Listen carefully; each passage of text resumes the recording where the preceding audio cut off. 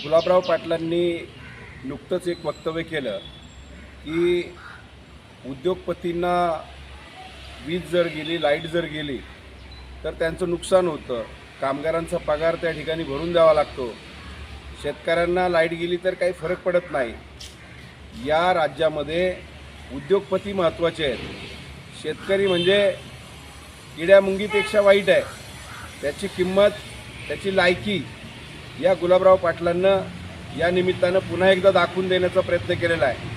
म्हणजे या राज्यातील शेतकऱ्यांबद्दल या सरकारची मानसिकता काय आहे हे याच्यावरून या ठिकाणी कळतं।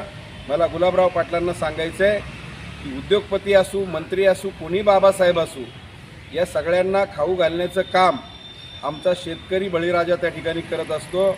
त्या ठिकाणी काबाड कष्ट करून शेती कशी करायची, अन्नधान्य कसं पिकवायचं हे शेतात काबाड कष्ट करणाऱ्या शेतकऱ्याला त्या ठिकाणी माहीत आहे। एक वेळ उद्योगधंदे बंद पडले तरी चालतील, परंतु शेतकरी या ठिकाणी जगला पाहिजे। कोरोनाच्या काळामध्ये आपण सगळ्यांनी पाहिलं की सारं बंद होतं, परंतु शेती फक्त चालू होती, शेतकरी शेतामध्ये राबत होता आणि म्हणून सगळ्यांना त्या ठिकाणी खायला मिळत होतं।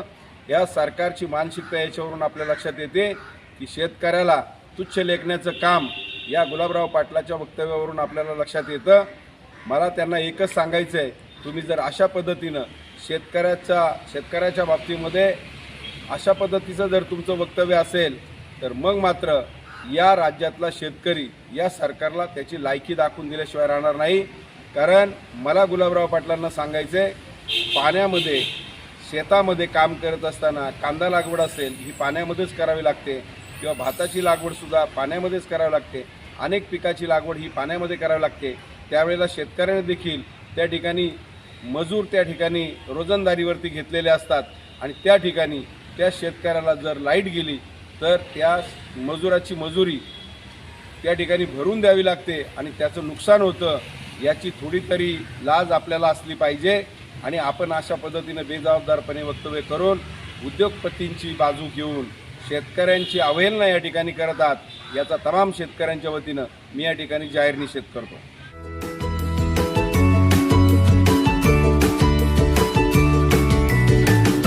बातम्या शेतीच्या,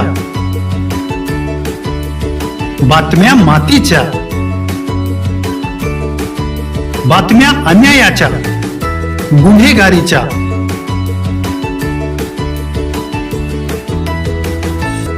राजकारणाच्या आणि समाजकारणाच्या, शोषणाविरुद्ध बुलंद आवाज, जनसामान्यांच्या हुंकाराची गाज, सत्कार्याला प्रोत्साहन, दुष्कृत्याला अनुशासन, निर्भीड, निस्पृह, सडेतोड, बेधडक आणि रोखटोक म्हणजेच विघ्नहर टाइम्स, शोध बातमीचा, ध्यास सत्याचा। आपलं चॅनल, आपली बातमी। सबस्क्राईब तर कराच, पण बेल आयकॉनवर क्लिक करायलाही विसरू नका।